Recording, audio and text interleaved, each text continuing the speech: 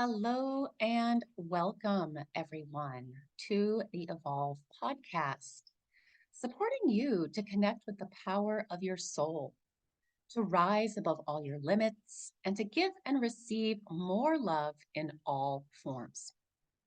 I am your host, Tanya Penny, occupational therapist, illness and trauma guide, spiritual alchemist, and author of Connect with the Divine You book and journals. And in today's episode, I'll be focusing on your soul versus ego desires. Yes, and maybe I feel like I have to say something like the birds are so loud right now. It's morning in Hawaii while I'm recording this, and as soon as I started recording, they got super loud. So I'm guessing that they are liking this topic as well, are saying, yes, you need to talk about this right now. Um, it's so funny. So let's go ahead and just talk a little bit about what do I mean by a soul versus ego desire? So soul desires, when your soul desires something, it is looking for expansion. It is looking to experience more joy and fulfillment. And often what it desires is for the greater good of all beings, collective, and is bigger picture focused. Those are some clues that it is a soul desire. An ego desire is pretty simple. It's the part of you that wants to do something either to prove itself, right? It wants something either to prove itself or out of fear. So it wants something to feel safe. It also, another way to say this is it wants something for status, and it's really focused on short-term gratification at all costs.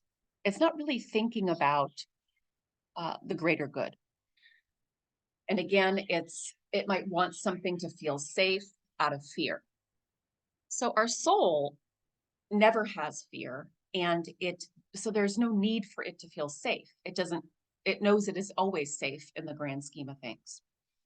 So that's a distinction between soul and ego. And I'm going to give you some examples. So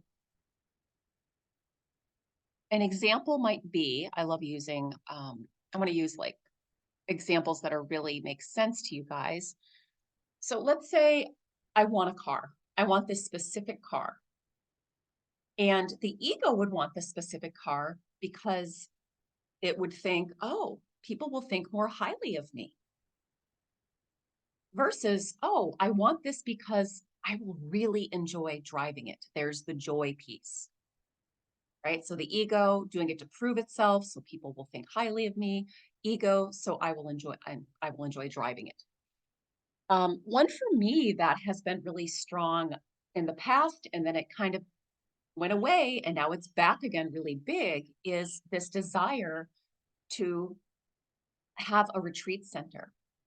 And the ego, if it was ego desire, it would be, oh, I want it because it'll make me money. Whereas my soul would want it because I want it to support others, to heal their trauma and abuse like I have, so they can more fully love themselves and live their soul's purpose. So those are just some examples. So how do we do this? How do we connect more with our soul versus ego desires? One thing that we must do, and those of you that have been with me for a while know that I'm really big on discovering and shifting your limiting beliefs and fears that come from your past wounds, traumas, from collective consciousness, aka family, culture, etc. So really, really doing this in a deep way, and then that helps to clear out so that you can connect more with your soul. And in this case, your soul desires. I'm feeling guided to give an example right now about this as well. So way back in, gosh, I don't remember what year it was, 2012, I had gotten divorced and I wanted to buy um, a townhome, a condo, a townhome in Idaho. And at that time, looking back, I knew that I was doing it so that I could prove I was good enough. So I had this, like most of us, a deep wound that comes from childhood, of course, and then and many things after that. And specifically, this was with my father, because he had said to me numerous times, like, women, you can't support yourself, like financially. So I wanted to prove, even though I knew I really didn't want to own something because I was going to be moving out of state, part of me was like, nope, I want to buy something and prove that I can do it. I'm good enough. So I needed to heal that deeper wound, right? The not good enough wound. Here's the discover and shift my limiting beliefs so that I could do what really my soul was calling for. And really my soul was calling for to travel, not to buy. So I bought it and I sold it within a year. So discovering and shifting your limiting beliefs and fears, which requires, again, looking at past wounds and traumas and just what you saw and heard growing up, what you saw, heard, and experienced growing up. And so that's a big piece again, and of the work that I do as well. Another question now that you can ask yourself anytime you write down what you want, desire, you can ask yourself one very important question. Why do I want this? And be really honest and non-judgmental, right? Why do I really want this? Why do I really desire this? Whatever it is, whether it's, I talk about the 8 life areas with my clients, and those 8 life areas are self-connection. And under the umbrella of that is taking time to connect with yourself, self acceptance, and trusting and following your own guidance. So that's one life area. We got another life area that's health, mind, and body. We've got another area that is spirituality, connecting with, believing in, and connecting with your something bigger. We've got relationship with others, physical beings on the planet. We've also have our passions, our career slash purpose, money, material,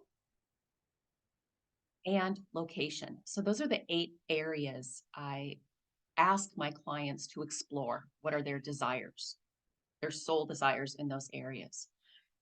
So when you're doing that, and I recommend to take some time to do that,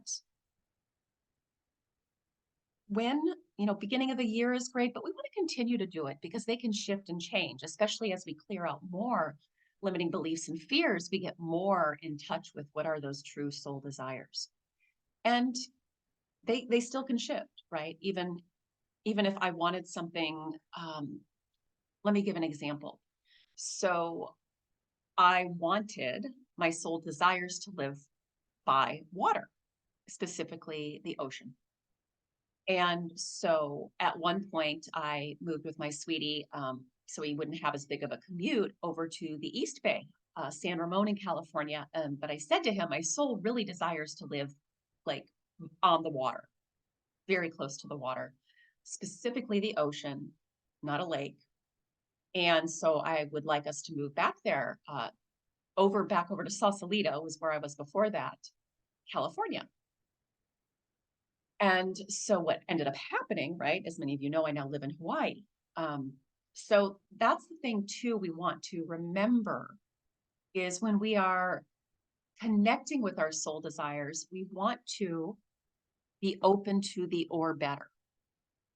Now, for me, the or better was Hawaii, right? Like warm water versus cold water. I love tropical. I love warm. Sausalito was actually pretty cold.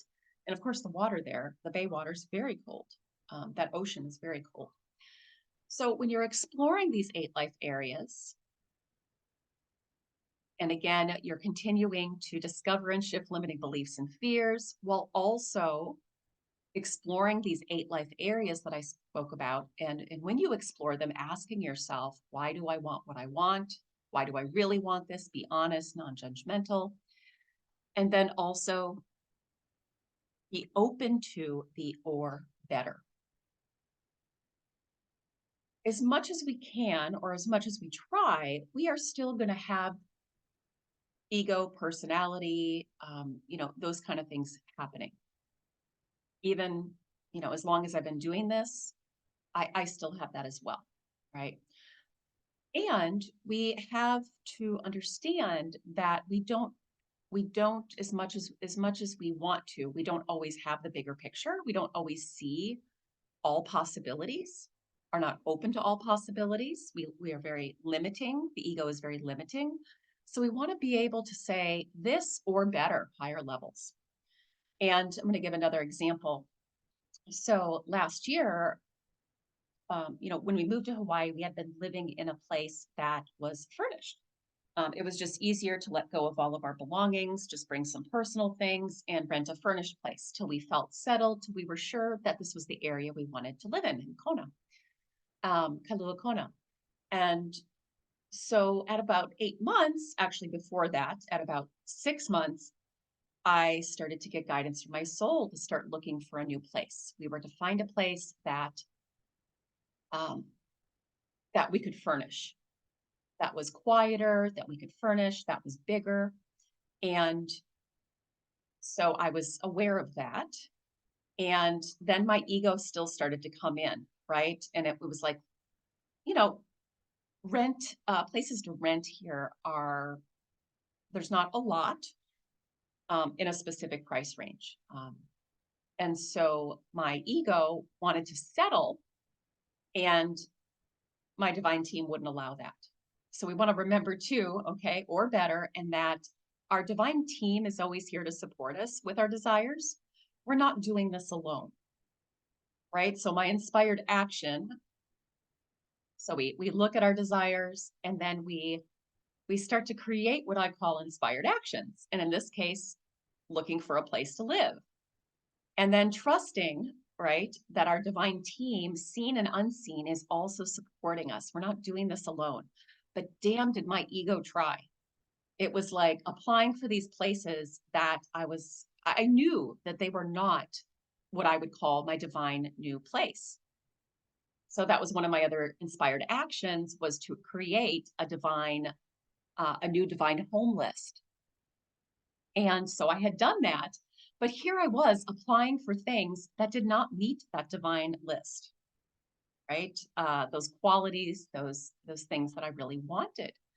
And my divine team, we kept not getting those places. And I was starting to panic, like, we're not going to have a place to live, because we also did need to be out of our other place by a certain date.